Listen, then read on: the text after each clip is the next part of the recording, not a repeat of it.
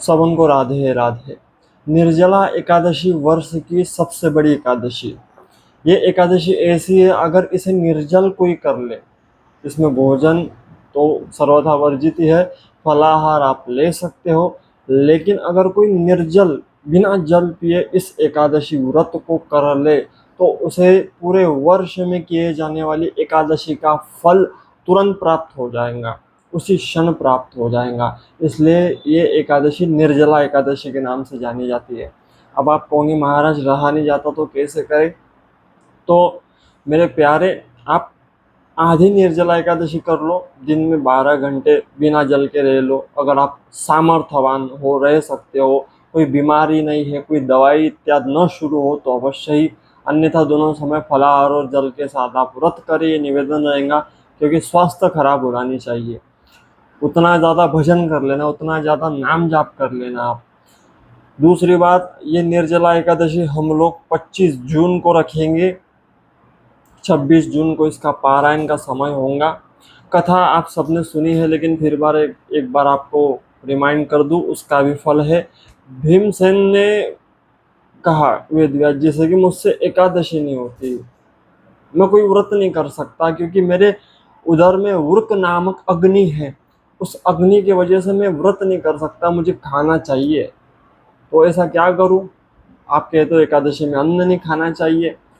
तो उस समय वेद व्यास जी ने कहा कि भीमसेन, तुम अगर एक ही एकादशी कर लो जो जेठ के महीने में पड़ेंगे। देखो, साधारण नहीं, जेठ के महीने में सबसे ज़्यादा गर्मी होती है, और उस गर्मी के समय में ये एकादशी पड़ती है।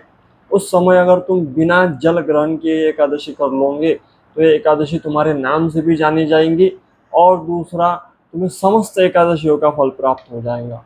इसलिए ये एकादशी भीमसेन की, तब से भीमसेनी एकादशी के नाम से भी जानी जाती है।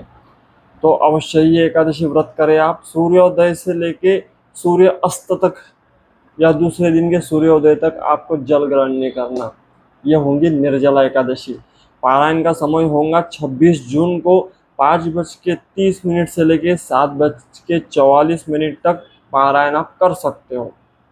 और एक आइडिया आपको दे दूं, अगर आप कर पाओ तो अभी से प्रैक्टिस करो जल कम पीने की दिन में, तो आपको एकादशी वाले दिन आसानी होगी। दूसरा उपाय आप ये कर सकते हो, सुबह उठो, और जब आप सुबह उठो जल्दी तो आप कुछ भी मीठा ग्रहण कर लो, जितना ज़्यादा हो सके मीठा ग्रहण कर लो, कुछ भी। उससे क्या होगा मेरे प्यारे, आपको दिन भर प्यास नहीं लगेगी। ये एक उपाय आप कर सकते हो। फलाहार ले सकते हो, लेकिन बिना जल के ये व्रत अगर कोई करे, कंपलसरी नहीं कि हर किसी को करना ही है, अगर किसी में सामर्थ्यता है, वो बिना जल के रह सकता है पूरे 24 घंटे, तो ये व्रत करे, आपको 24 एकादशियों का फल प्राप्त होगा। सबन को राधे राधे। निर्जला एकादशी भगवान आपके जीवन में अनंत सुख सुविधाएं और शांति लाए, और जीवन में सब रिश्ते आपके सवरे, प्रार्थना करता हूँ।